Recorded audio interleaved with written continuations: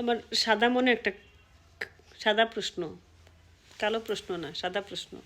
সাদা মনে একটা সাদা প্রশ্ন। তাসনিম যারা যে এই চাঁদা উঠাইলো, চাঁদা বলা যাবে না, অনুদান, ডোনেশন এসব যে উঠাইলো, নির্বাচন করবে, সংসদ প্রার্থী হবে, এটা এখন কি করবে উনি?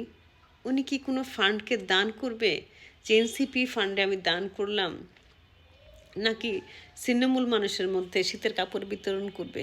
আমার খুব একটা কোশ্চেন। এই টাকাগুলোর টেনশনে গত রাতে ঘুমাইতে পারিনি, যে কি হইল। আপা পদত্যাগ করলো, কিন্তু টাকাগুলো আর কি হবে? আপনাদের কি টেনশন লাগতেছে না? প্রচণ্ড টেনশন লাগতেছে আমার, যাহারে টাকাগুলা নাকি উনি আমাদের মতো গরিব দুঃখীদের জন্য একটা ফান্ড করবে।